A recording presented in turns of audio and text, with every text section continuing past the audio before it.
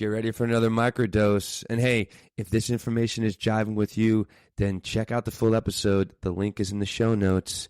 Enjoy the ride. Meditate is a danger to society. This is my gosh! Wow, we're gonna quote that. That's absolutely awesome. But, wow, go further. Like, okay, we understand why, but tell our audience why they become a danger, or why they are a danger if they're not shifting and looking into the realm of meditation and practicing. Meditation was always designed for men. The ancient yogis, it was not a female activity. It was designed. It's a mental discipline, right? So men need to have physical discipline, mental discipline, emotional discipline, and spiritual discipline. That's when you have a safe man. Any man who does not have 80% of that is not a safe man, right? So the next thing I give men, this is the second tool. Every man needs to do this. This is how he processes and releases his emotions. You'll never feel the need to really share your feelings anywhere once you have this processed, okay?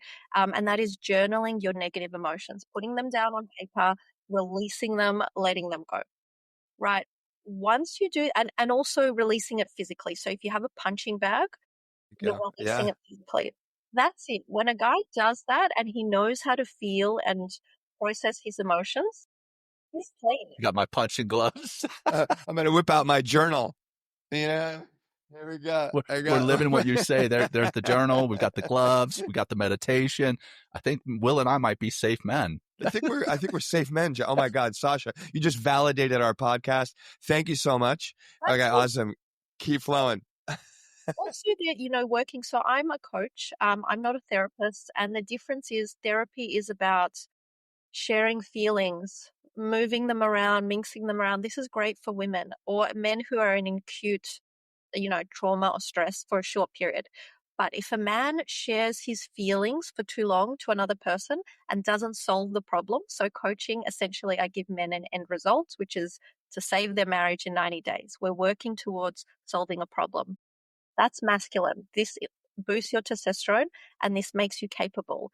If you're just sharing for the sake of sharing, drops your testosterone and makes you incapable, right? So this is why a lot of quite masculine men, right, will never share their feelings. It's not natural to their instincts, right? So there is a way that you can release your emotions and feel good and be capable, right? You get one ingredient wrong and it sort of, kills the whole process. Well, I mean, sorry, John, I just want to make so help us define then how a man develops more emotional intelligence, right? Because one thing that we're seeing in our meditation course is men are waking up to their emotions.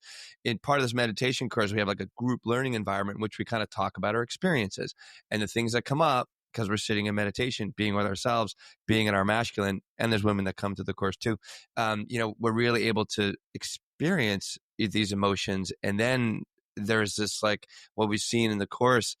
They're like, oh, now what do I do with it? I'm a perfectionist. I've just realized I'm an asshole. Oh, I just realized I'm a control freak. I know they're not emotions, but they have an emotional current that drives, that experience. So help us understand EQ in the masculine, please. Yeah, so I do have some tools and techniques that I teach men in my programs.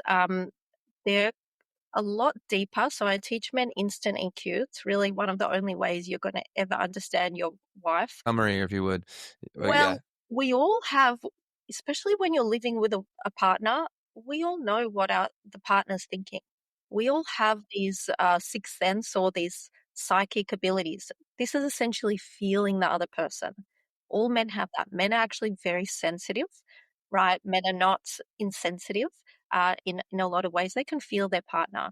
But essentially, I think what you're asking me is once you start to, stretch this muscle, once you start to feel your feelings, once you start to see yourself, how do you actually overcome these things?